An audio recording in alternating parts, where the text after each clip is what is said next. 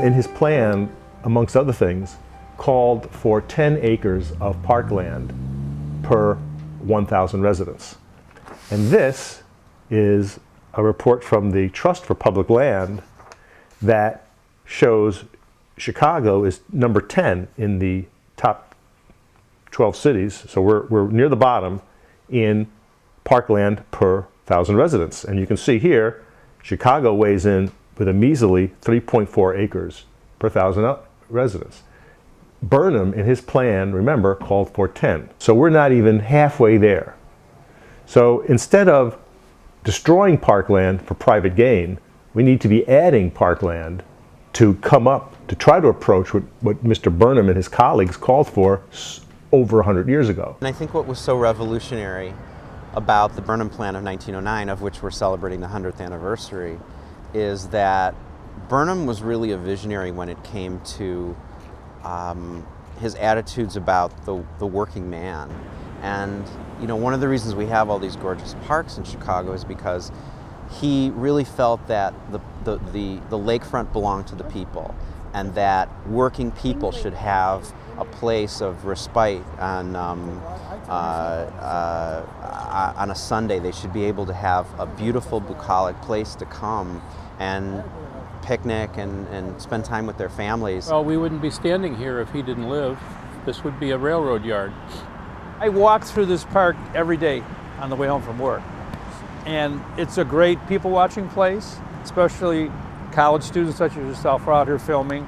Also, I think it's great for the neighborhood. I live like 2 blocks over there. So it's nice to have open green spaces to be able to recreate in. We're really discovering increasingly how strong his influence is on the people of Chicago and their attitude. So the Burnham in many ways captured and defined and promoted the DNA of Chicago, this sort of big plans, bold vision kind of sensibility, which is kind of unique to the place. Burnham transformed downtown and transformed the lakefront. Well, I think the Olympics are a great irony, and because Chicago's proposal for the Olympic Games is, its great value is that it's concentrated near downtown on land that didn't exist when Burnham made the plan. And so the land that they want to put the Olympics on is Burnham land. So there would be no Olympic bid if Burnham had not succeeded with the plan of Chicago. A lot of questions that are not being answered. We have a lot of concerns that are not being allayed. And so we're on a campaign to really start raising awareness. That by hosting the 2016 Olympic and Paralympic Games, we have an historic opportunity, just like other cities in the past had the same opportunity. From the global attention we receive, the economic growth we'll experience, the investments we will make in our neighborhoods, our city could be transformed.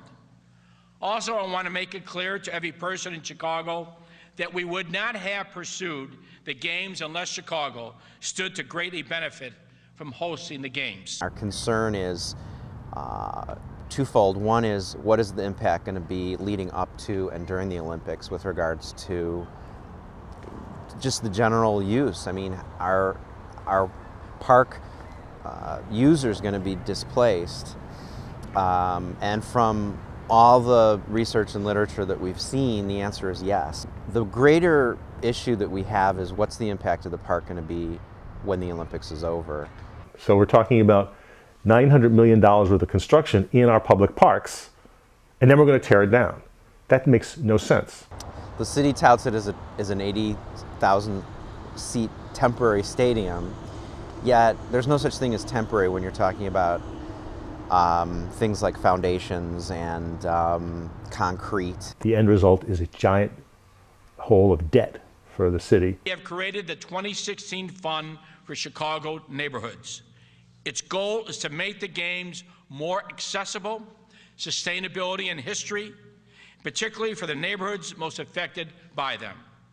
The Chicago 2016 continues to work with all city agencies, community organizations, elected officials to provide training that will prepare the workers and businesses for job opportunities, vendor participation, associated with preparing for and hosting the games as well. Almost all the game venues are in public parks, will be existing facilities or temporary in nature, so that construction times, impact on the environment will be minimized and the costs will be contained. When we ask those questions at these public meetings, what are the benefits? What are the ultimate benefits of this? The Olympic Committee is vague. They can't really point to anything. They talk about jobs. Oh, well, there'll be increased jobs. Well, what jobs? And who's going to get those jobs? And they're very vague on the construction schedule. And when they say, so this will only be closed off for a year, and then you go back to the bid book and it says, no, it's actually going to be closed off for 4 years, there's a disconnect. There is a lot of misinformation going on out there. And frankly, it's just a lot of spin.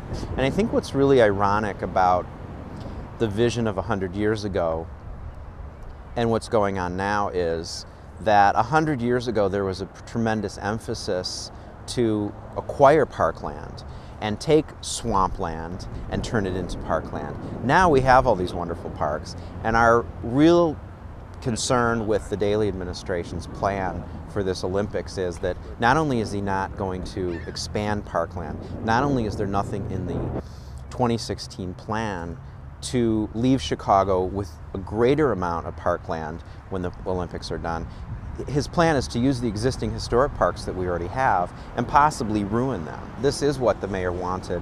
And like many things in this city, it was just presented to the city of Chicago like a done deal. There was no referendum. In any other city, there would be a referendum on the ballot. Do you want the Olympics? Do you want to spend $600 million remodeling Soldier Field? That doesn't happen in Chicago. It's basically you open the newspaper one day and all of a sudden, guess what? We're in line for the Olympics. Call that a fifth floor deal. Call that something that the mayor wanted. Mayor Daley and Lori Healy, who's the president of the Chicago 2016 committee and used to be the mayor's chief of staff and the head of the Department of Planning, I think part of their view is to use the infrastructure that is built as a strategic tool for improving the quality of life in the city. Aquatic Center, amphitheater for sporting and cultural events in Washington Park. A multi-sport facility, 50-meter recreational and competition swimming pools in Douglas Park. A brand new field hockey in Jackson Park. New recreation spaces at Northerly Island. With your youth sailing center, rowing course, kayaking, paddling course, outdoor sports and environmental center, new tennis courts in Lincoln Park. The Olympic Village, which will be developed on the site of the closed Michael Reese Hospital, will become a mixed income housing and retail community for Chicago residents. And the city plans to develop the land regardless of whether it wins the right to host the games. The Olympics are gone, and there's a stadium here that nobody's going to use, or there's 6 empty swimming pools that are sitting rotting. It's the people who are going to be responsible for that. It's the park district who can't even afford to maintain the buildings and the services that they already have. You hear these terms, well, this is going to make Chicago a world-class city. Well, we are a world-class city. If you want to make it a super-duper world-class city, I would pose this to the mayor and all the people who are pushing the Olympics. How about this? How about let's having all of our kids read at or above grade level by 2016. Now that's an Olympic goal I would get behind and put my tax money before, no problem.